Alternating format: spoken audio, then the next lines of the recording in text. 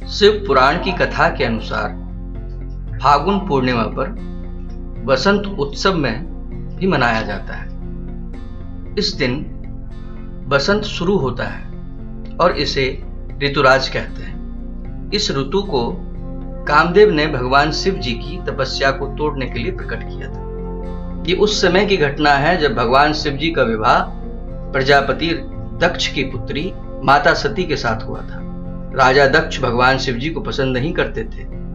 एक दिन राजा दक्ष ने एक यज्ञ का आयोजन किया। उसने सभी देवी देवताओं और ऋषियों को बुलाया, लेकिन भगवान शिव और माता सती को नहीं बुलाया। ये बात माता सती को जब मालूम हुई तो वो भगवान शिव के सामने यज्ञ में जाने की जिद करने लगी। भगवान शिव ने देवी को बहुत समझाया कि बिना बुलाए किसी के यहाँ नहीं जाना चाहिए, लेकिन माता सती नहीं मानी। माता ने तर्क दिया कि पिता के यहाँ जाने के लिए किसी निमंत्रण की जरूरत नहीं है। भगवान शिव के मना करने के बाद भी माता सती राजा दक्ष के यज्ञ में पहुंच गई। सती को देखकर राजा दक्ष ने भगवान शिव जी के लिए अपमानजनक बातें कहना शुरू कर दी। माता सती अपने पति का अपमान सहन नहीं कर सकी और उसी समय हवन कुंड में कूद गई।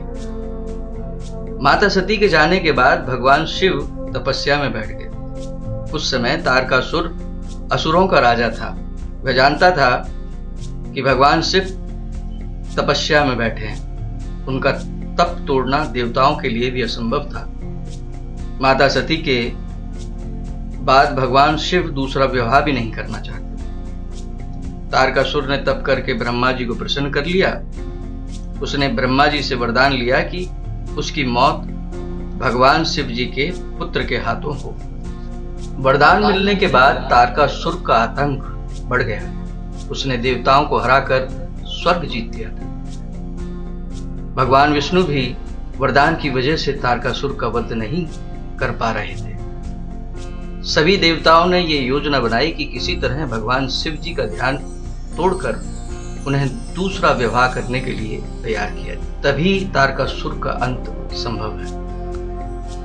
भगवान शिव जी का ध्यान तोड़ने के लिए देवताओं ने कामदेव से मदद मांगी। कामदेव ने फागुन पूर्णिमा पर भगवान शिव जी का ध्यान तोड़ने के लिए बसंत ऋतु को प्रकट किया। इस मौसम में न ज्यादा ठंड होती है न ही ज्यादा गर्मी। ठंडी हवा चलती है, मौसम सुहाना रहता है। सरसों के खेतों में पीले फूल दिखने लगते हैं। आम के पेड़ों पर बेल आने लगती हैं। बसंत ऋतुओं में श्रेष्ठ इसलिए है, गीता में श्री कृष्ण ने बसंत ऋतु को खुद का ही स्वरूप बताया है। बसंत ऋतु के सुहाने मौसम और कामदेव की वाणों की वजह से भगवान शिव जी का ध्यान टूट गया। शिव जी का ध्यान टूटते ही उन्होंने अपनी तीसरी आंख खोल दी, जिससे कामदेव वहीं भस्म हो गया। देवताओं ने शिव जी को शांत करके तारकासुर और ब्रह्मा जी के वरदान के बारे में उन्हें बताया तो भगवान शिव दूसरा विवाह करने के लिए तैयार हो गए। उस समय माता सती ने हिमालय राजा के यहाँ पार्वती के रूप में जन्म लिया था। पार्वती भगवान शिव जी से विवाह करने के लिए तप कर रही थी।